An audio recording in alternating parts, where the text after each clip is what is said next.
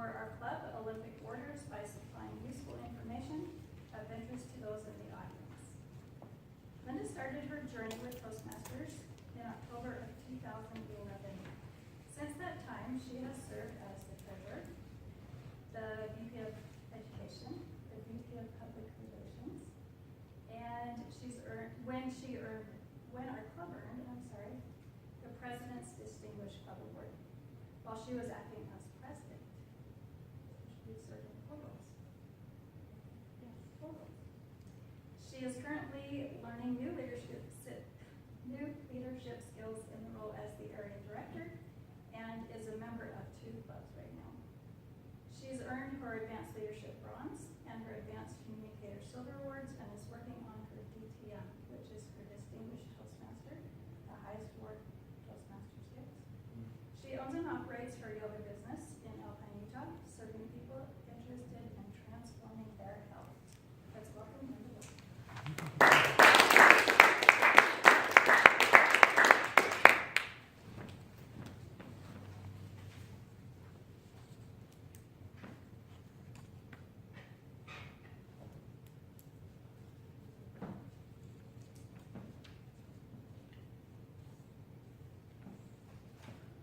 Thank you, Susan, for that introduction. And I have to, in all verity, let you know that I am an ex-area director. I just finished my term in June, and Jesse is now an area director, not over our clubs, but over another set of clubs in the area. That was a wonderful experience to learn new leadership skills. And Jesse segued into prefaced my speech beautifully with talking about Toastmasters. That's what we're here today for, is to bring goodwill in helping you understand what Toastmasters does. I would like to do that by giving you some tips on storytelling. Everybody tells a good story, or can tell a good story. How many of you would consider yourself a good storyteller? I know we're pointing to people, like one, come on. There's a few other good stories. I would say Leslie's a good storyteller. I've heard good stories from everyone in our club. I would not consider myself a good storyteller. There's a saying, a quote, and you've probably heard it before. Facts tell, stories sell. When you go to buy an appliance or buy a car, what is it the salesman does to you? Charms your socks off. Charms your socks off. They start getting into your emotional psyche by telling you a story. My mom had this car and blew it all the way up to 200,000 miles. I mean, from 80 to the year 2000, and it took her a long time to get those miles. They tell a good story, and you're like, oh, I want to consider that. Or they tell a story that is relevant to you.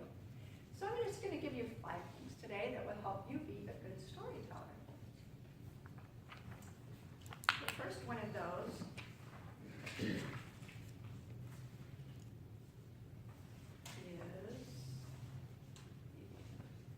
making it personal. You don't want to hear a third-hand story or even a second-hand story or what happened to Aunt Marge.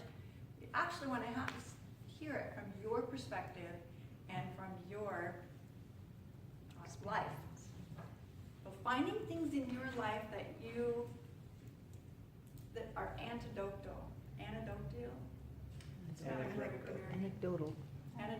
Thank you. Anecdotal. That have a moral or a story to it that's personal to you. The more frustration, the better. The more embarrassment, the better. I've had stories, people can usually relate to locking your keys in the car with it turned on, or passing gas in the library, or exposing yourself with your zipper unzipped while you're giving a speech in Toastmasters. All 3 of those have happened to me, but I'm not going to share those stories today. Suspense. is the second key to a good storyteller. Creating those pauses where the audience is on the edge of their seat waiting to hear what happened. And it reminds me of a story that Jesse told of when he was getting engaged to his wife. And he added these pauses where they were in the desert and he ran out of gas. And we were all thinking, what on earth is going to happen? If you were here for that and you remember that, you remember the pause, the suspense that he created for that. And he left the climax at the end of the story. Well, the third thing that you want to do when you're telling a good story is have a moral value. Anybody remember the tortoise and the hare story? You probably all heard that. What's the moral of the story there? Slow and steady wins the race. Slow and steady wins the race. And we probably have that memorized because it's such a simple story and it tells a moral value, which is the next thing. The plot is simple, the characters are simple. We have a tortoise and a hare. Everybody knows who the tortoise is. They're slow and steady.